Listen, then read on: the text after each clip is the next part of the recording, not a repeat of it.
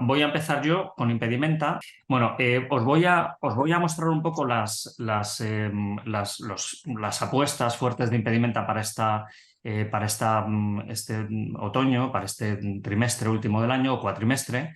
Y luego algunas de las novedades ya las tenéis en las librerías y alguna otra que me gustaría comentaros. Bueno, la primera es El hijo predilecto de Yuko Tsushima, que ya lo tenéis en las librerías. Es premio Yori Bungaku, que es el premio un poco como de literatura femenina en Japón. Yoko Tsushima ya la conocemos por Territorio de Luz, que es esta obra tan maravillosa de la mujer que se muda con su hija pequeña a un apartamento en Tokio, lleno de luz, lleno de ventanas, y esa especie de tránsito entre el divorcio, porque ella se acaba de divorciar, y la nueva vida. Y bueno, este va un poco en el mismo sentido. Novela de maternidades, novela también un poco de reivindicación de la feminidad, un poco japonesa, con un poco las cortapisas que tiene. Tal. Bueno, es un libro que os va a funcionar muy bien porque es de largo recorrido. Sin embargo, bueno, un libro que acaba de llegar a las librerías, a vuestras librerías, y que es quizás la gran apuesta literaria e impedimenta, no solamente para este cuatrimestre, sino también probablemente para este año y de los últimos años también, es Los comienzos de Antonio Moresco.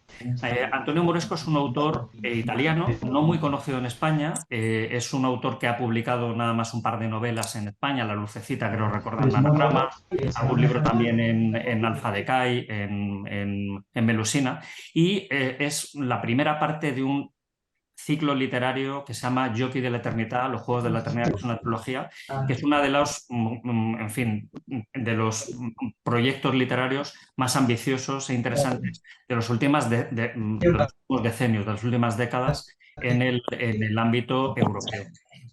Los comienzos es un libro que se tardó 18 años en... Perdón, ¿hay alguien que está para que se silencie, por favor? Sí, es que si no, no logramos suficiente. Bueno, yo continúo. Bueno, es un libro que ya os digo, tardó 18 años en escribirse. Es un libro semi-autobiográfico. Antonio Moresco es un autor que empezó a escribir tarde, empezó a publicar tarde. Y este primer libro aborda, en cierto modo, la historia de un seminarista sin nombre, al que reconocemos en una especie de institución en el norte de Italia, en el que él se obliga a guardar silencio durante 10 años, sin que el resto de compañeros, de una manera un poco beckettiana, tampoco se aperciban de ello. Él se encuentra con toda una serie de personajes un poco felinianos, ¿no? Le comparan con Beckett, con Fellini en el sentido del absurdo, también con Lampedusa por esta serie también un poco de escenas gato-pardianas, que transcurren también a lo largo de la novela. Le volvemos a encontrar años después como un activista político que reparte octavillas, en fin, periódicos de la izquierda radical italiana, y que da mítines en pueblos absolutamente vacíos, casi fantasmales, ¿no? Y en centros del partido absolutamente desiertos, en donde hay un tipo montando en una moto, y es todo como bastante como onírico y surrealista. Y finalmente lo hallamos en Milán como un escritor sin editor, que se intenta encontrar con su editor. A ver, el libro es de una calidad literaria alucinante. De un Translator, la revista de un Translator lo coloca entre los mejores escritores europeos actuales y entre los, sin duda, mejores escritores italianos del momento. Daniel Pennac nos habla de él como un autor necesario y que cuando lo lees es un poco como Cartarescu, que sales muy transformado, no hay nada como él, ¿no? Por ejemplo, Roberto Saviano, que habla de él como un escritor patrimonio. En realidad, este libro viene casi de una escuela de escritores comparables con Knausgaard, Bisdishiort, con escritores como Pynchon, escritores como Margaret Atwood, que son un poco los que llevan la vanguardia un poco de esta creación pura. Que si os enfrentáis al libro vais a dar cuenta de que es un libro gozosísimo, o sea, es un libro absolutamente una gozada de libro. Yo lo recomiendo, es un libro que además hemos hecho en tapadura, nos ha salido bastante, quiero decir, contundente, y es el libro que nosotros estamos dando casi en la mano a la gente, para pedirles, por favor, leeros esto porque merece mucho la pena. Bueno, el siguiente libro que os va a llegar dentro de un par de semanas, además de un ilustrado del que os hablaré luego, es Los exportados. A ver, esto viene de una historia bastante curiosa, y es que durante los años 50, finales, principios de los 60, el Estado rumano, la dictadura de Ceausescu, se lucró traficando con judíos a los que cambiaba por ganado. Dicho así, queda como un poco, en fin, bizarro, ¿no? Pero la realidad fue así. Una serie de familias acaudaladas judías de Bucarest y de las ciudades rumanas empezaron a ser acosadas por el Estado rumano de una manera como organizada, pero afortunadamente, bueno, había un traficante de personas que tenía su sede en uno de los hoteles más importantes de Bucarest y que tras el pago de un precio bastante potente, es decir, ellos tenían que hipotecar sus propiedades, venderlas, él los sacaba de Rumanía y los mandaba a sitios como Francia o como Inglaterra. Este señor llegó a ser considerado justo entre las naciones, es decir, uno de estos, en fin, benefactores de la raza judía. Hasta que en los años 80 nos enteramos de que este señor estaba a sueldo del Estado rumano, que literalmente cuando sacaba a los judíos con una contabilidad estrictísima, tipo familia Hoffman o familia Newman, tantos miembros, lo cambiamos por 20 cerdos de pura raza danesa, yo que sé, no sé cuántos litros de semen de ternero bretón, ¿no? Fueron exportados literalmente. Llegó a decir Ceausescu que la gran riqueza de Rumanía eran los judíos y el petróleo. Y esta es la historia real de Sonia de Villers, que su familia fue una de estas familias exportadas fuera de Rumanía, que empieza a rascar un poco en esa historia. La familia nunca quiso hablar del tema y ella, que es una periodista bastante conocida francesa, cuenta esta historia, ¿no? Es una historia casi de terror que se lee como un documental de qué pasó en esa especie de Europa al otro lado del telón de acero, ¿no? Y el libro es maravilloso, absolutamente increíble. Hay que decir que Moresco viene a finales de mes a España, va a estar haciendo pues, bueno, entrevistas, una gira, estamos recibiendo muchísimas reseñas y De Villas también vendrá a mediados de octubre. El siguiente libro del que os quiero hablar es bueno, La vuelta de Greg McRae Burnett, nuestro autor escocés, que es autor de Un plan sangriento, de un caso clínico de la desaparición de Adele Bedó, y que en este caso recupera, en cierto modo, a los personajes de la desaparición de Adele Bedó en este pueblo, en esta ciudad un poco insulsa que es San Luis, en la frontera de Francia con Suiza, en la que nunca pasa nada. Hay un accidente en una autopista, un abogado, en fin, muere en un accidente y lo que bueno, puede ser simplemente un acto fortuito, se transforma en una cierta novela de misterio porque no se sabe muy bien las razones de dónde venía este abogado. El lacónico y taciturno inspector Josh Gosky, que es un poco el protagonista simenoniano de las novelas de McRae Burnett, o sea, perdón, de McRae Burnett, empecé a investigar, el hijo también se mete en el tema y bueno, la novela es maravillosa y deliciosa. Y luego, bueno, aquí tenéis la biblioteca McRae y bueno, para acabar el año, Solsticio Siniestro, el típico libro de cuentos de fantasmas bueno, con Daphne du Maurier, Muriel Spark, Ellis Willis Tom Petty, James Turner, es decir, cuentos de miedo para Navidad. Y ya para acabar, simplemente comentaros Haiku Severiano, que es un libro, un cómic sobre el éxodo del pueblo lituano en los años 40, que fue, en fin, exiliado a Siberia. Es uno de los actos un poco más, en fin, degradantes de la historia de Lituania. Es una novela gráfica premiadísima, es maravillosa. Y Una cabeza cercenada, La vuelta de Iris Murdoch a Impedimenta, con una de sus novelas más divertidas y cáusticas, con una nueva traducción de Enrique Maldonado Roldán. Y, por último, La ciudad prometida de Valentina Chervani, que es una autora moldava maravillosa, absolutamente increíble, muy lírica, un poco una seguidora, una discípula de Tatiana Tibuleac, de la autora del Verano en que de los ojos verdes, y que también nos visitará en España.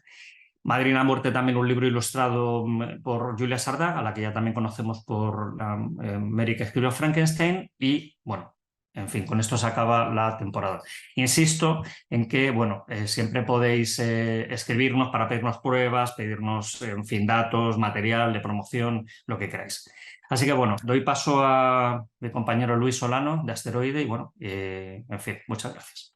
Hola, buenos días a todos. Gracias por acompañarnos. Voy a compartir pantalla y hablaros de algunas de las novedades que tenemos para este invierno. Empiezo con la primera que está llegando o llegó la semana pasada a librerías, después del libro de Carlota Gurt, de cuentos, autobiografía del fuego.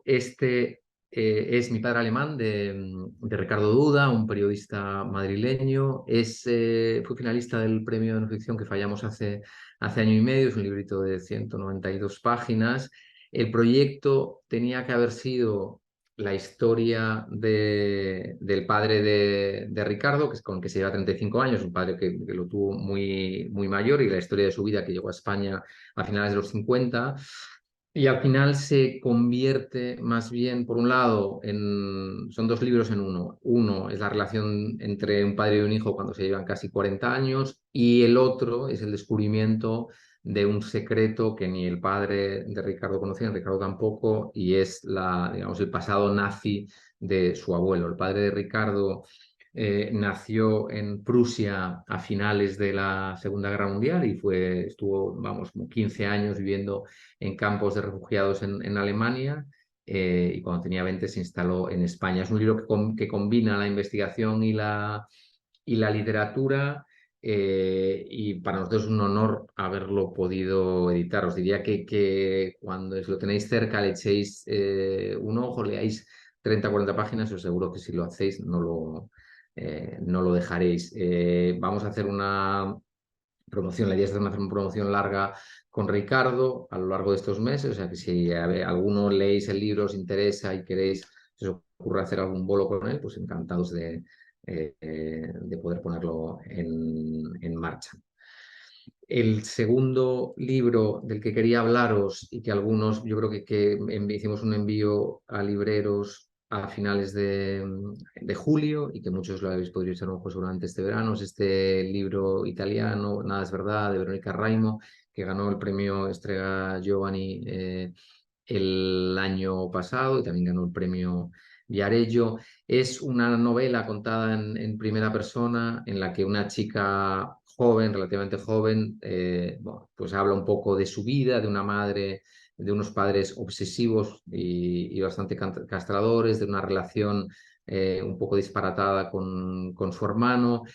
Aparentemente es una novela de autoficción, pero en realidad es, yo creo, una vuelta de tuerca de verdad a la autoficción, porque es una novela que yo es de las primeras que he leído así, que consigue meter que el humor y la ironía estén muy presentes en la autoficción, que normalmente es una cosa más pomposa y más rígida, y en este caso lo que hay es una mirada muy inteligente y a la vez muy irónica al pasado y a una chica joven, y a cómo se hace, digamos, sí, cómo se desarrolla y cómo crece una persona joven que tiene unos padres castradores.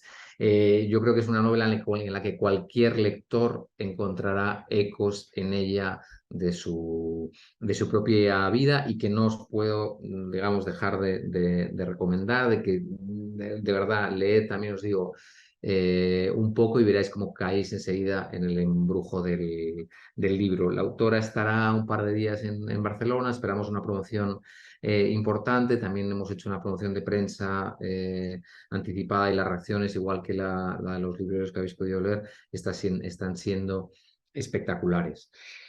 Luego quería hablaros también del que es para nosotros y será el libro más importante de esta segunda mitad del año, de la nueva novela de Jacobo Vergareche, Las despedidas, la nueva novela después de Los días perfectos. A Jacobo no os lo tengo que presentar, por lo conocéis, muchos lo habéis leído.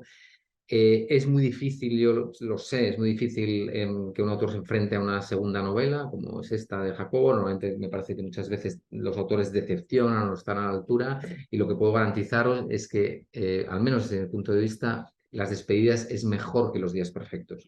Una novela que se nota que Jacobo es un novelista de verdad, que es capaz de contar, sí, de inventar y contar una historia. En este caso es la historia de un señor con la vida hecha, con casi 50 años, un éxito profesional muy rico, y que está en Menorca en verano, a punto de montar una fiesta para estrenar la casa que se acaba de construir allí, y se encuentra en un chiringuito de playa con una mujer a la que había conocido 20 años antes, y con la que había tenido un affair, y el reencuentro con esta mujer lo que le provoca es tener que reexaminar, por un lado, cómo había sido el encuentro con esa mujer 20 años antes, pero también su propia vida y sobre todo su propio matrimonio y lo que ha hecho él en los últimos 20 años. Esta es una manera un poco sencilla de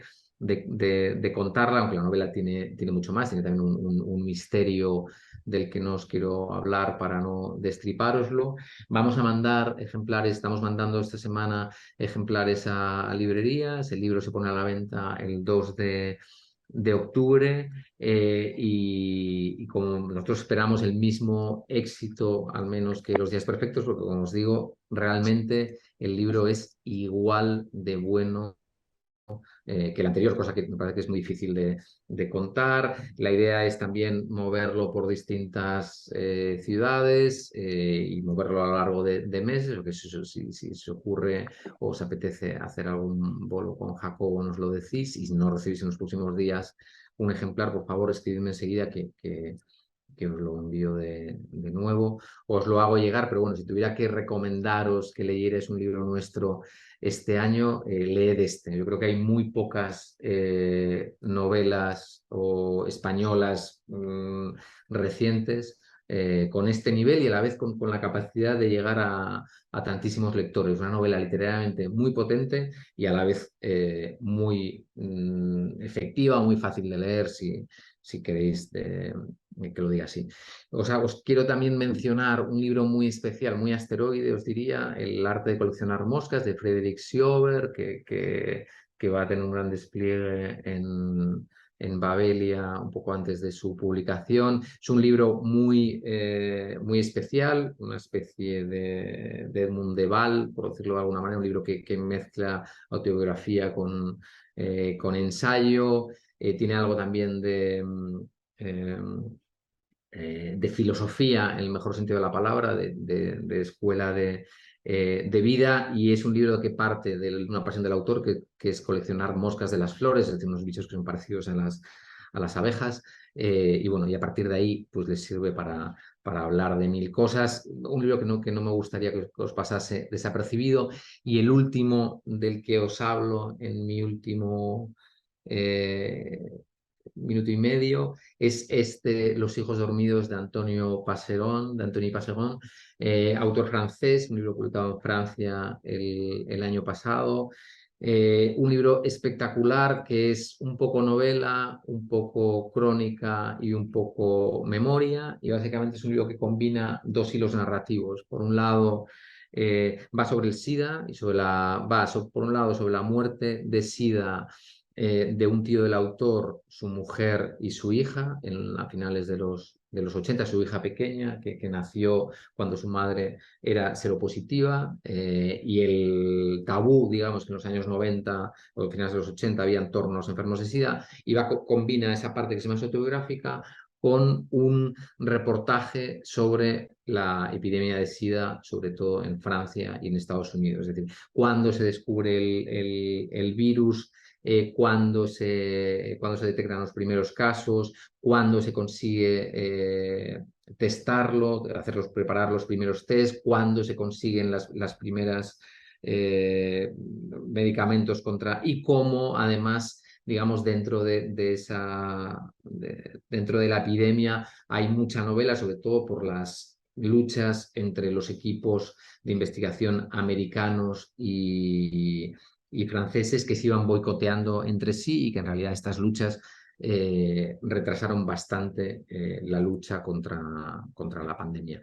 Estos eran los libros que os quería mencionar, aunque hay alguno más, pero bueno, si os tenéis que quedar con algunos, son estos. Si queréis galeradas o ejemplares de alguno de ellos, pedidlos ya, porque tenemos ejemplares de todos. Y nada, muchísimas gracias por estar aquí, y por no liaros más, te doy ya la palabra a mi siguiente compañero de contexto, que ya no recuerdo quién Soy era. yo. Pues Paca, todo tuyo. Hola amigos y amigas, ¿qué tal estáis? Nada, espero que hayáis pasado un verano estupendo. Aquí vamos con los libritos. Bueno, nosotras empezamos esta temporada con 2 libros de nuestra serie pequeña, de nuestra serie menor, que son estos 2, que ya tenéis en vuestras librerías, y que son, pues, cada uno en su especie, dos auténticas joyas, diría, ¿no? Napátrida es un librito muy, muy especial de Henri de Luca, que Henri de Luca no necesita presentación, ¿no? Es un autor italiano, bueno, pues uno de los más importantes autores contemporáneos italianos. Él nació en Nápoles y tiene una teoría, de hecho el subtítulo del libro es Volver a Nápoles, que la persona nacida en Nápoles pierde un poco su ciudadanía y entonces es napátrida. Napátrida es un neologismo que se inventa él, que es una palabra que tiene su origen en el cruce entre Nápoles y apátrida.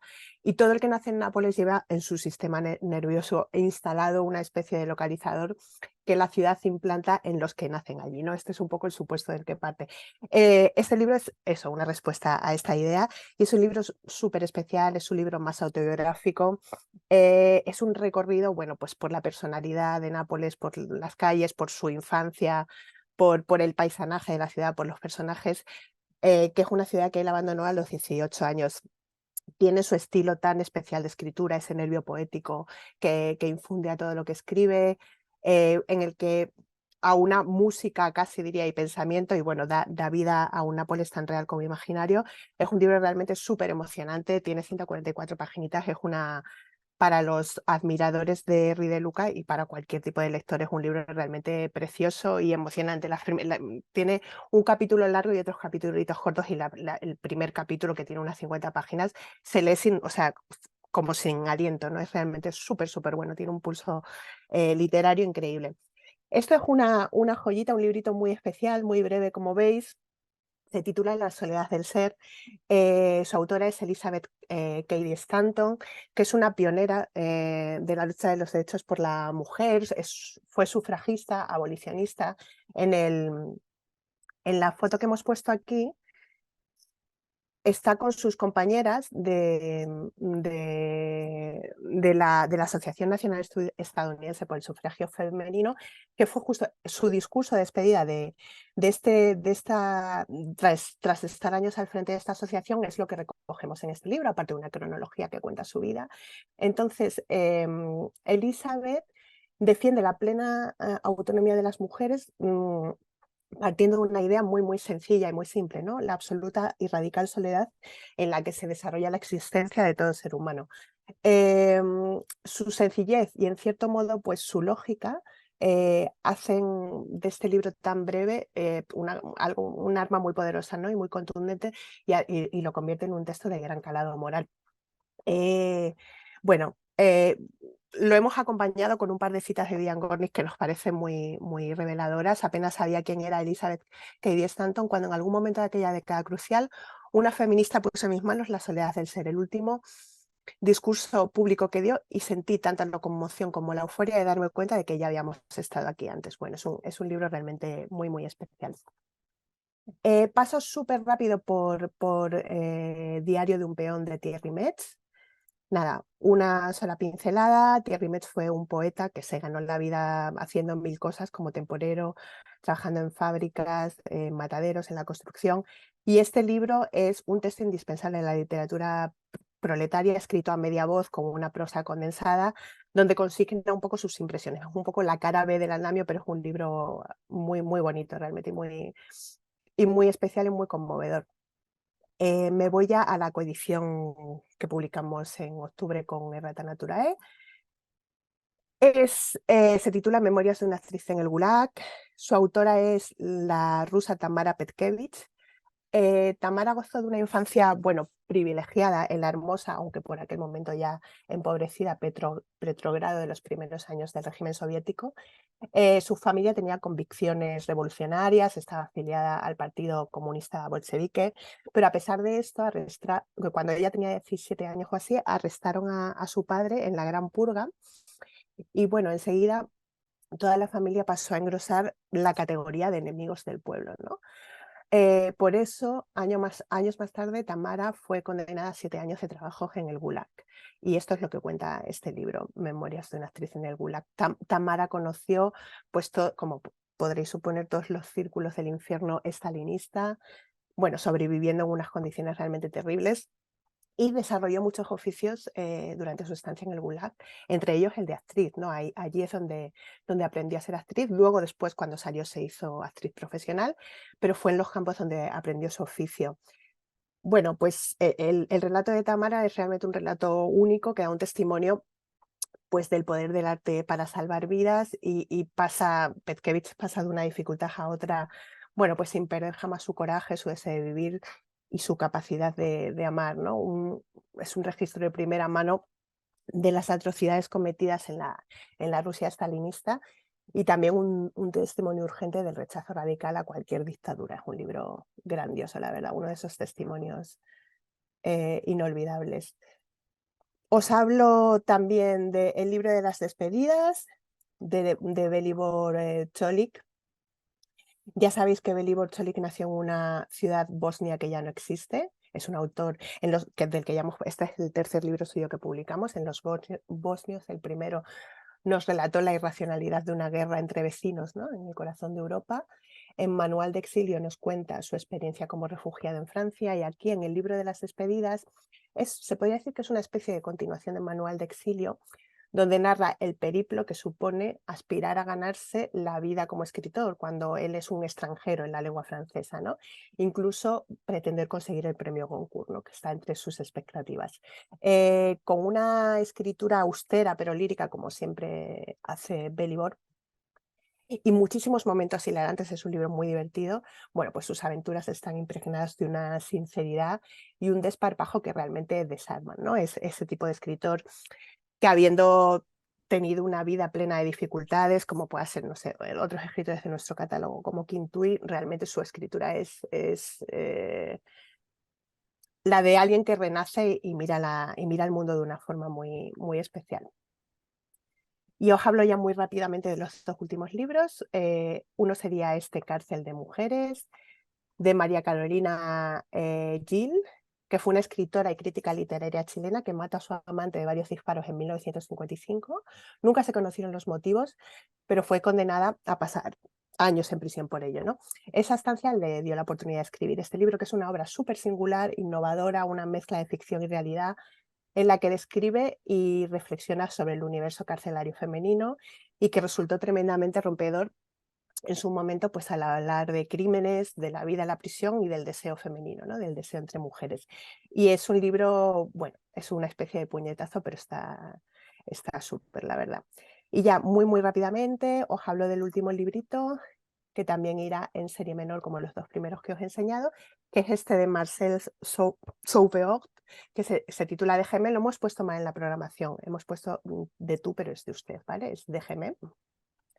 En 1930, camino de un sanatorio, una joven enferma de tuberculosis lee la carta, que acaba de recibir de su amante, quien le anuncia que rompe su compromiso para casarse con otra mujer, ¿no? Bueno, ya está extenuada por su dolencia y obviamente desgarrada por un amor que se ha truncado de esa manera tan brusca, y la mujer responde con una carta que nunca enviará. Pero su respuesta es, por supuesto, un grito de dolor, pero es sobre todo una reflexión sobre la decepción, la seducción, la naturaleza del amor romántico. Pero lo escribe una mujer que no es sumisa, ¿no? Y que no se pliega a los restrictivos códigos morales y éticos de la época. Es un libro realmente que rebosa dignidad y que en su día fue alabado por los grandes escritores de la época, como Paul Valéry o Paul Claudel o Clara Malraux. Bueno, hoy día digamos que su arrojo y su modernidad siguen siendo incontestables. O sea que es un libro también estupendo, déjeme. Y nada más, muchísimas gracias a todos por escuchar y dejo ya al siguiente compañero. Buenos días, me toca a mí. Voy a compartir pantalla y comienzo también rápidamente.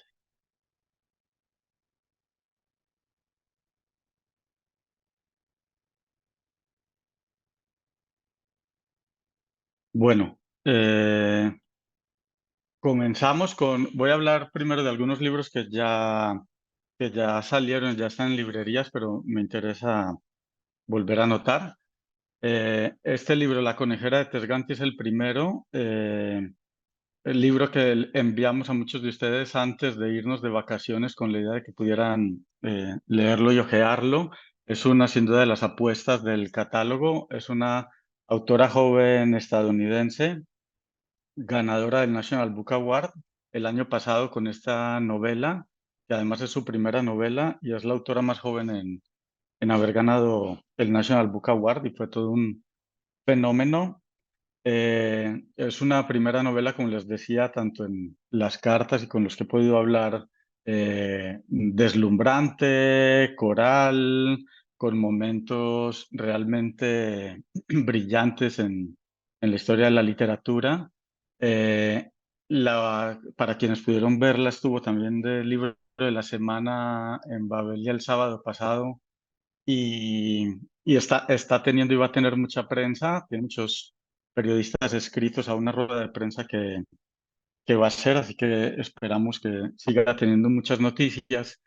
Y básicamente, para no extenderme mucho, porque creo que ya le he contado muchísimo en cartas y mensajes, es la historia de Blandine, una chica muy joven que convive con 3 compañeros en un piso en una ciudad venida menos, como una ciudad de mediano tamaño venida menos, una ciudad industrial muy típica de Estados Unidos. Y digamos que, bueno, en esa decadencia transcurre, ¿no?, la relación de estos personajes que cuestionan, digamos que es una especie de sátira social fascinante, llena también de un humor ácido y de notas filosóficas, especialmente de los jóvenes, ¿no? Bueno, como les decía, quienes no hayan tenido oportunidad de hojearla, por favor, no la dejen pasar, y quien necesite ejemplares porque no los ha tenido, con gusto les enviaremos también. El cerebro narrativo, el siguiente libro, es un libro de ensayo que también ya salió muy rápidamente. Digamos, es un libro que redefine, como decía aquí, a los seres humanos como seres narrativos, y está en la colección de ensayo. Es un libro, digamos que, si bien tiene todo el bagaje científico de la neurociencia y también de la filología para hablar del tema narrativo, no deja de ser un libro súper didáctico y ameno, en el que explica básicamente por qué el cerebro necesita de las historias y por qué comprendemos mejor todo a través de las historias, por qué necesitamos de la narración. Y en el libro aparecen ejemplos de todo tipo, desde los cuentos de los hermanos Grimm hasta fenómenos como el 11 de septiembre o la pandemia, para explicar por qué necesitamos un hilo narrativo, ¿no? Lo recomiendo muchísimo en el área de no ficción, es un libro maravilloso. Después, otra de mis apuestas personales y de la editorial, sin duda, Tomás González, escritor colombiano ya de largo recorrido y no tan conocido como quisiéramos. De él se ha dicho, ¿no?, estas frases como el secreto mejor guardado de la literatura colombiana, o como nos dijo un conocido escritor argentino, la mayor injusticia de la narrativa latinoamericana. En esta novela, Tomás González, esta novela que tiene mucho de autobiográfica, reflexiona básicamente sobre la eutanasia y cuenta el día, digamos, en que su hijo, aquejado por un accidente y muchos dolores al estar parapléjico, pues viaja con su otro hermano, eh, para, para buscar la muerte, ¿no? Con un médico.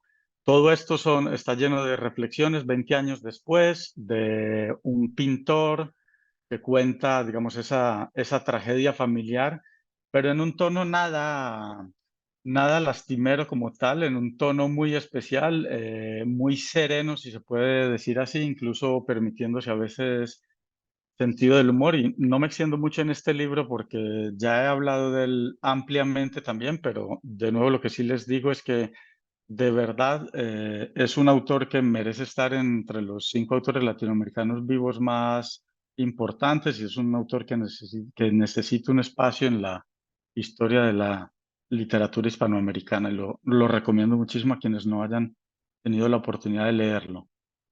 Ágora es el nuevo poemario de Ana Luisa Amaral, la autora que falleció hace poco, hace algo más de un año, y en ella, digamos, en este libro, es un libro muy bonito que combina las imágenes del arte occidental, de la historia del arte occidental, con poemas que compone sobre esas imágenes.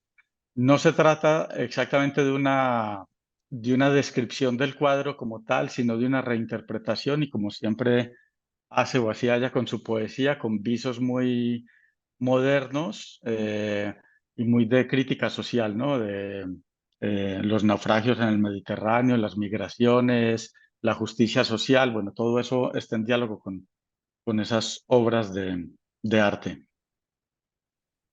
Seguimos con la nueva novela de Miriam Teis, No dejar que se apague el fuego, la autora que ya conocen, Por ellas hablan, por ese libro que por Pequeñas desgracias sin importancia.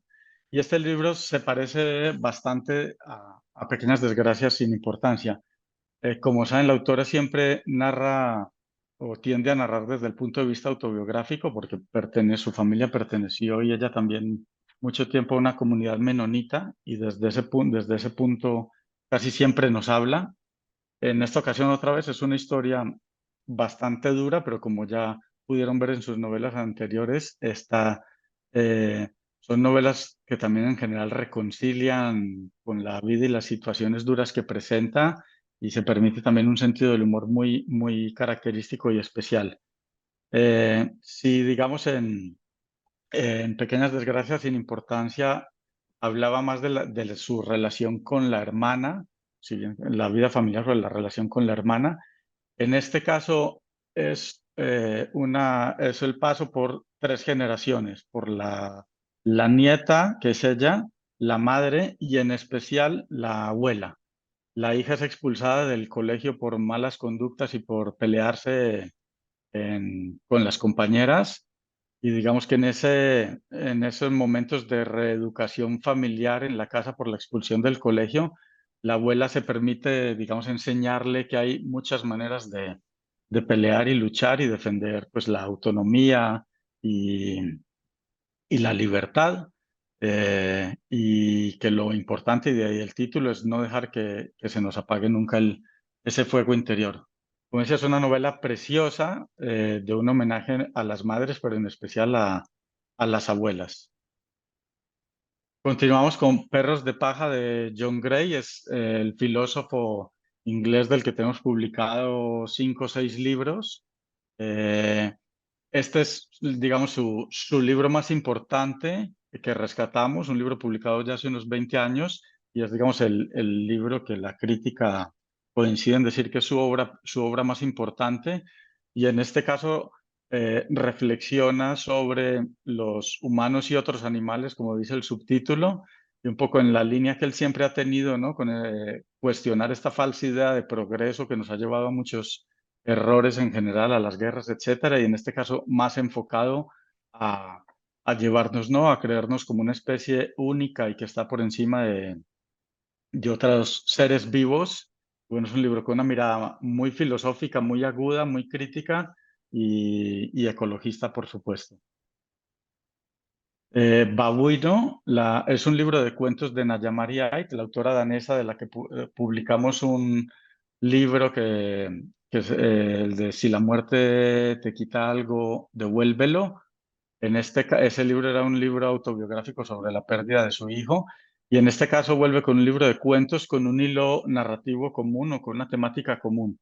En todos los cuentos, digamos, son historias donde las vidas son aparentemente normales y todo sucede de un modo, pues, muy eh, cívico y apacible, y algún hecho que sucede en cada cuento da un giro que termina sacando lo peor de nosotros, ¿no? De ahí el título, digamos, el babuino que todos llevamos por dentro. Es un libro de cuentos tiene mucha unidad y tiene, digamos, giros muy inesperados, todos los cuentos, y son cuentos muy potentes y en muchas ocasiones muy divertidos, no exentos de ese humor ácido que tiene la autora. Y por último, ya termino con este libro, La situación y la historia, el arte de la narrativa personal, Vivian Gornick. Es quizás el libro que desde que empezamos a publicar a la autora que más nos han pedido editar. Es, por un lado, una guía sobre el arte de la escritura autobiográfica, de la que la autora además tiene sus obras más reconocidas, donde nos dice, digamos, la importancia, o si bien casi todas las técnicas narrativas nos cuentan, ¿no?, la importancia de inventar historias. En este caso, justamente ella defiende lo contrario, la importancia de contar nuestras propias vidas y de cómo seleccionar ese material y cómo darle importancia y saber que tenemos una buena historia personal que contar. Así que es como una especie de manual de escritura personal. Y por otro lado también es un gran recorrido por la historia de la autobiografía y la narrativa personal del último siglo.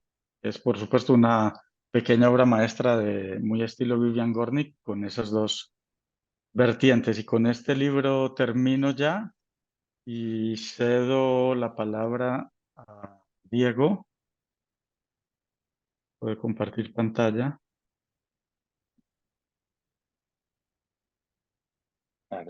Buenos días. Ya lo tienes, Diego. Bueno, gracias, Santiago.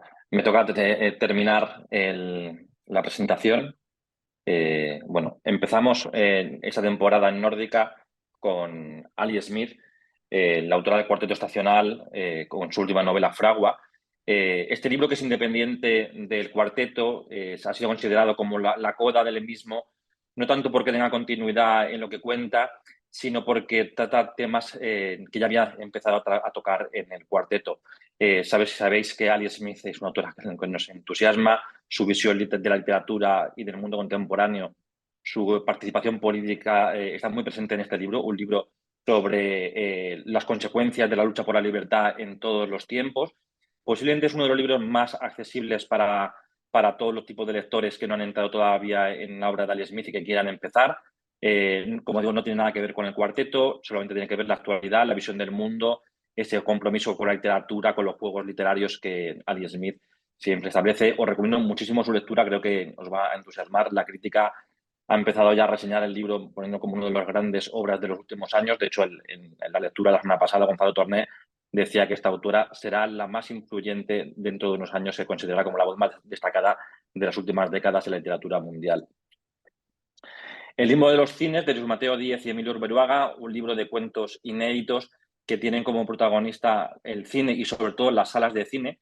Un libro en el que Luis Mateo Díez, que este año suena muchísimo como posible premio Cervantes, Luis Mateo Díez nos muestra su enorme calidad literaria, ese uso exacto, preciso del lenguaje, pero sobre todo nos muestra la visión más, el humor más que está presente en sus obras. Hay mucha imaginación, a veces son relatos totalmente locos de cosas que pasan en salas de cine, un poco como esa película de Woody Allen, de La Rosa Púrpura del Cairo, en el que lo que pasa en la película y en la sala dialogan, se mezclan, y que ha entendido muy bien Emilio Urueruaga, generando una pareja que dialoga en el mundo gráfico y literario de una manera muy brillante, muy humorística. Creo que es un libro perfecto para reivindicar a Luis Mateo Díez como lo que es uno de los mejores escritores en lengua castellana de las últimas décadas, y que me parece que, aparte como ha quedado la edición, es muy cuidada, muy bonita y con un trabajo gráfico muy potente. Aquí veréis algunas de las ilustraciones en las que la sala de cine y la película se relacionan. El libro que presentamos esta semana es Señor Kafka, son los cuentos inéditos de Boumil Hrabal, en la época en la que la presencia soviética estaba más presente en Praga. Este mundo oscuro de la época soviética no se ve en los cuentos de Hrabal, sino que hay una parte luminosa, imaginativa, con ese lenguaje poderoso que tiene Boumil Hrabal, que nos permite, y a él le permite sobre todo, escapar de ese mundo un tanto siniestro a través de la literatura, a través de estos cuentos. El primer cuento es Señor Kafka, dedicado, por supuesto, al gran Franz Kafka, del que el año que viene se conmemora el centenario de la muerte.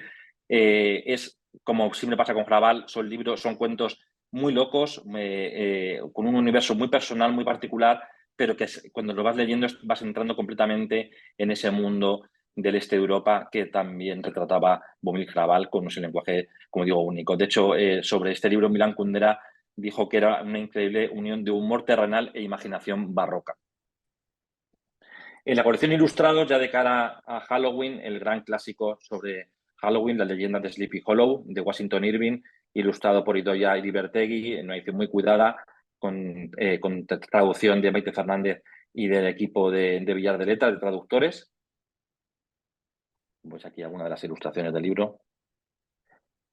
John Fosse llega a Nórdica, coeditamos con Deconatus, que es la editorial que publica habitualmente a John Fosse. Es el gran escritor noruego, uno de los más importantes de todos los tiempos, el más importante seguramente escritor vivo de Noruega, dramaturgo y narrador, que todos los años suena como posible candidato al premio Nobel. Y queríamos que en Nórdica estuviese también presente Fosse, porque su manera de contar requiere, creo que, la alianza de dos editoriales para que llegue al mayor número de lectores posible. Esta novela, que a mí es una de mis favoritas, una novela muy breve, en la que habla de la vida y la muerte a través de Johannes, un hombre del que se ve su nacimiento y su muerte en el libro a través de esta manera de narrar de Fosse, este flujo de conciencia tan marcado, esa visión mística muy cristiana de la literatura, pero tremendamente poderosa, que te engancha desde la primera palabra hasta el final, te va contando la vida de este Johannes. Es un autor muy difícil de clasificar, pero que creo que tenéis que dar una oportunidad lo tenéis que descubrir, de verdad. Es una de las grandes voces de la literatura en todo el mundo, y como digo, la intención de Deconatus en Nórdica es que llegue a todos los lectores que van a descubrir como digo, uno de los referentes de la literatura mundial, con una manera de narrar absolutamente personal y única. Luego, ya llegando a la campaña de Navidad, sabéis que en Nórdica los libros ilustrados son uno de nuestros fuertes. Los hechizos perdidos es posiblemente el libro más bonito que publicamos este año. Es de Robert Macfarlane, es posiblemente el autor más importante de la literatura, de esta visión de la literatura y la naturaleza. Es un libro que ha escrito de homenaje a animales y el mundo también de la naturaleza, sus plantas favoritas. Una reivindicación en forma de hechizos para que no nos olvidemos el mundo que nos rodea, para que seamos conscientes de este paisaje que tenemos alrededor y que muchas veces va desapareciendo. Lo que hace Macfarlane con las maravillosas ilustraciones de Jackie Morris es hacer un libro regalo para todas las edades, para que desde los más pequeños a los más grandes puedan leer estos pequeños poemas con mucha musicalidad y muy reivindicativos también de la naturaleza que nos rodea. Como digo, posiblemente es el libro más bonito de Nórdica. Este año es muy parecido a el libro que publicamos el año pasado, La poesía de los árboles, un libro en el que naturaleza y literatura se dan la mano. El 23 de octubre llega la tercera parte de la pentalogía de La sombra del cardo, compuesta por Azami, por Ozuki, y ahora llega Suisen, El gato de Goro. Sabéis que Aki Shimazaki, esta autora japonesa que reside en Canadá, es una de nuestras favoritas, de las más vendidas en Nórdica, y en esta pentalogía nos va mostrando diferentes facetas de la vida en el Japón actual. En este caso, el protagonista es Goro, que es el director de una gran compañía japonesa, y este libro está dedicado un poco a contar las experiencias sexuales de la alta burguesía en Japón, ¿no? Los sitios, los hoteles donde practican sexo, esta manera muy machista de las relaciones sexuales y del trato que tienen hacia las mujeres en Japón. Lo hace de manera muy discreta, muy brillante, pero que al final, como pasa siempre en los libros de Shimazaki, te deja mucho más de lo que parece que has leído. O sea, son libros que recuerdas durante mucho tiempo, aunque la lectura sencilla y poética aparentemente es muy suave. Son libros que te dejan en gran calado. Como digo, esta es la tercera parte. Lleva mucha gente preguntándonos cuándo salía el libro siguiente a Ozuki. Pues es este Suisen, el gato de Goro, que estará el 23 de octubre en librerías. Llega de nuevo también a Nórdica, en coedición con Capitán Swing, Rachel Inotowski, la autora de Mujeres de Ciencia, Mujeres en el Deporte, Mujeres en el Arte, etcétera, con una historia del ordenador que es un libro absolutamente fascinante. De hecho, con este libro inauguramos en Nórdica una línea que es Nórdica Divulgación, en el que uniremos la divulgación científica y a la parte gráfica. Es un libro que recorre toda la historia de la computación, de las matemáticas, de la informática, desde las primeras tablillas y ábacos hasta ahora mismo con la inteligencia artificial. Recorre aparte y descubre cuáles han sido las personas, hombres, mujeres de todas las razas que han contribuido a la historia de la computación y de la informática, muchos de ellos y de ellas absolutamente olvidados. Y creo que, como pasa en los libros de Inotowski, la solidez que tiene teórica con la parte gráfica tan potente hace que ese libro es perfecto para lectores de todas las edades. Es un libro que creo que va a tener muy buena acogida porque es extremadamente moderno y necesario también como digo, para recuperar la influencia del pasado en la historia del ordenador y de la computación. En esta colección de divulgación que os comentaba, también aparece El mundo de las montañas, de Dieter Braun. El autor alemán habitual en el New York Times nos trae una maravilla de libro en el que recorre las montañas del mundo, los animales y las personas, cómo conviven, cómo se relacionan. Un libro también un poco en la línea del de McFarlane, que reivindica y que hace necesario visibilizar cómo es el mundo que nos rodea. Y lo hace con una manera gráfica, con un libro de regalo perfecto para lectores de todas las edades. Y terminamos la temporada con uno de mis libros favoritos de este año, Atlas novelado de los volcanes de Islandia. Es una pequeña joya de Leonardo Piccioni, es un autor italiano que nos lleva de viaje por Islandia, en el que nos habla de todos los volcanes del país, pero sobre todo nos habla de la historia del país. Nos lleva desde los vikingos a Björk, desde la alta cultura a la cultura popular, desde hablando de la ciencia, de la tecnología, de la literatura, del arte en este país, a través de sus volcanes. Es un recorrido que nos recuerda mucho a Las islas remotas, el gran libro de Shalansky que publicamos hace unos años, en el que la parte gráfica, cartográfica, la geografía, la literatura, la sociedad y el arte están muy, muy relacionadas. Es un libro que saldrá para el 13 de noviembre, será uno de los apuestas para Navidad y creo que os va a fascinar. De verdad, es uno de esos libros que os va a acompañar todo el año, porque lo abráis por el volcán que lo abráis, vais a descubrir no solamente cómo es Islandia, sino sobre todo cómo es la cultura, la literatura de ese país tan fascinante. Bueno, estos son los libros que tenemos en Nórdica, estos son los libros que tenemos en contexto para esta temporada. Muchas gracias por acompañarnos. No sé si tenéis alguna pregunta. Como os hemos dicho en todas las presentaciones, pues sabéis que podéis contar con libros nuestros, de todas las editoriales, materiales de promoción, cualquier cosa que queráis. Y si tenéis alguna pregunta, este es el momento. Os agradezco de nuevo en nombre de todo contexto vuestra participación. Sabéis que nos hace mucha ilusión estos encuentros que hacemos cada temporada con vosotras y vosotros. Os agradecemos vuestro tiempo. Sabemos limitados, sabemos que estáis recibiendo novedades todo el tiempo, así que es especialmente de agradecer que nos hayáis dedicado este tiempo. Espero que os haya gustado lo que os proponemos para esta temporada. Y nada, nos vemos pronto en las librerías. Un abrazo fuerte. Adiós, muchas Gracias a gracias. todos. Muchas gracias a Adiós. todos. Hasta luego. Hasta luego. Gracias. Buen día. Hasta luego. Buen día. Saludos.